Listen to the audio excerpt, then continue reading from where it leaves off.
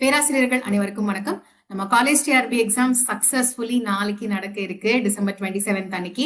So நீங்க இவ்வளவு நாளா வெயிட் பண்ணிட்டு இருந்த day is just a few hours away. So எல்லாருமே நல்லா ப்ரிப்பேர் பண்ணிருப்பீங்க அப்படின்னு சொல்லி நம்புறேன். So just as a final reminder, நீங்க என்னென்னலாம் எடுத்து போகணும் அப்படின்றது நேற்று உங்களுக்கு சொல்லியிருக்கேன். ஜஸ்ட் ஒரு ரிமைண்டர் இப்போ உங்களுக்கு கொடுத்துடுறேன். அண்ட் ஆல்சோ எதை பத்தியும் கவலைப்படாதீங்க, நீங்க நல்லா தான் ப்ரிப்பேர் பண்ணிருக்கீங்க.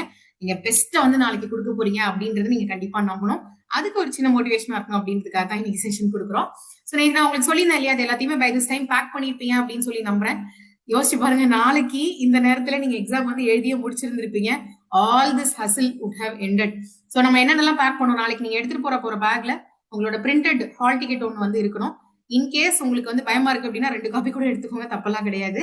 ஒரு ஒரிஜினல் போட்டோ ஐடி எடுத்துக்கோங்க, ஒன்னு இருந்ததுன்னா போதும். Aadhaar, PAN card, passport, driving licence, Xerox கிடையாது, ஒரிஜினல் போட்டோ ஐடி எடுத்துட்டு போகணும். இது ரெண்டும் இல்லைன்னா எக்ஸாம் ஹாலுக்குள்ள விட மாட்டாங்க. ரைட்டிங் மெட்டீரியல்ஸ்ல black colour ball point pens நீங்க எடுத்துட்டு போகணும். அட்லீஸ்ட் 2 மேக்ஸிமம் 3 கூட எடுத்துக்கலாம். நீங்க ஆல்ரெடி எழுதி பழகின பெண்ணா வந்து ஃபர்ஸ்ட் சாய்ஸ்ல வந்து வச்சுக்கோங்க. சிம்பிளான ட்ரெஸ் நாளைக்கு என்ன வேர் பண்ணி போறீங்களோ அதை எடுத்து ரெடியா வந்து வச்சுக்கோங்க. அண்ட் நாளைக்கு என்ன, நீங்க சாண்டில்ஸ் தான் போடணும், நாளைக்கு ஷூ அது இதெல்லாம் அலோடு கிடையாது. ஒரு பேசிக்கான செருப்பு சாண்டில் வந்து நீங்க ரெடி பண்ணி வச்சுக்கோங்க.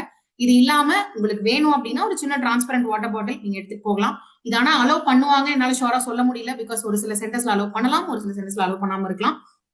அதே மாதிரி லேடிஸா இருந்தீங்கன்னா கோல்டு ஜுவல்ஸ் போட்டிருந்தீங்கன்னா அதை கொஞ்சம் ரீப்ளேஸ் பண்ணிருங்க இன்னைக்கு. நாளை காலையில அவசர அவசரமா பண்ணிட்டு இருக்க வேண்டாம். தேவைப்பட்ட ஒரு ஹேங்கி எடுத்துக்கோங்க. And in between the exams, morning எக்ஸாம்க்கு ஈவினிங் எக்ஸாம்க்கு ஒரு 2 hours 3 hours எக்ஸாம்ஸ் டைம் இருக்கு நம்மளுக்கு பிரேக். ஸோ அந்த டைம்ல ஏதாவது சாப்பிடணும் அப்படின்னா பேசிக்கான ஸ்நாக்ஸ் ஏதாவது வந்து எடுத்துக்கோங்க. ஏன்னா வெளியில போயிட்டு சாப்பிட்றதுக்கு நீங்க போற இடத்துல இருக்குமா ஷாப்லாம் சொல்ல முடியாது. ஸோ அதனால ஏதாவது பேசிக் ஸ்நாக்ஸ் ஏதாவது லஞ்ச் டைம்ல சாப்பிட்ற மாதிரி, ஏதாவது சீக்கிரமா சாப்பிட்ற மாதிரி எடுத்துக்கோங்க.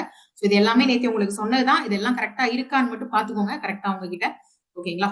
அண்ட் எஸ், இவ்வளவு நாளா கூட கிடையாது, இவ்வளவு மந்த்ஸா, ஆல்மோஸ்ட் 2.5 yearsஆ ப்ரிப்பரேஷன்ல இருக்கவங்க எல்லாருமே இவ்வளவு நாள் நீங்க படிச்சதுக்கான பலன் உங்களுக்கு நாளைக்கு தான் வந்து கிடைக்க போகுது.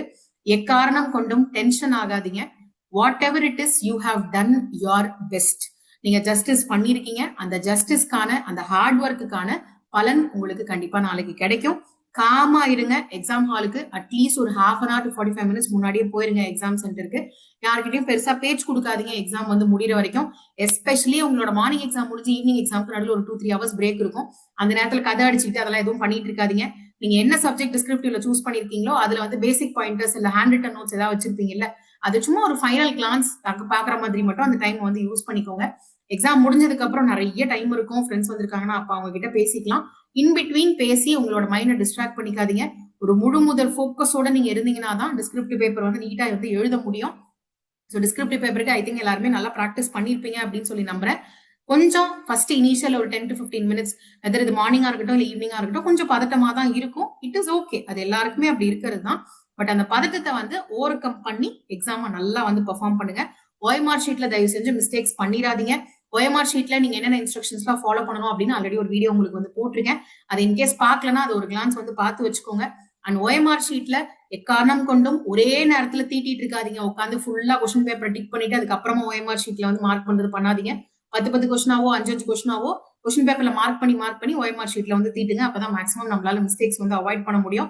அண்ட் கடைசி நிமிஷம் வரைக்கும் எக்ஸாம் எழுதாதீங்க. 3 hours எக்ஸாம்னாலும் 2.5 hours 2 hours 45 minutesல முடிச்சுட்டு ரிமைனிங் டைம் வந்து ஒரு கிராஸ் செக் பண்றதுக்கு வந்து யூஸ் பண்ணிக்கோங்க. மெயினா எக்ஸாம் ஹால்ல இன்விஜிலேட்டர் என்ன சொல்றாங்களோ அதை கேட்டு வந்து நடந்துக்கோங்க. எக்காரணம் கொண்டு ஆர்கியூ பண்ணாதீங்க. உங்க மைண்ட் பீஸ் வந்து ரொம்ப இம்பார்ட்டன்ட் எக்ஸாம்ல. ஸோ அதை மட்டும் கரெக்டா வந்து ஃபாலோ பண்ணீங்க அப்படின்னா இவ்வளவு நாள் நீங்க போட்ட எஃபர்ட்டுக்கு கண்டிப்பா உங்களுக்கு வந்து பலன் கிடைக்கும். நீங்க நல்லா ப்ரிப்பேர் பண்ணிருக்கீங்க. எக்ஸாம் உங்களுக்கு ஏத்த மாதிரி ஈஸியாவே வரும். நல்லா எழுதுங்க. All the very best. Professor academy சார்பா.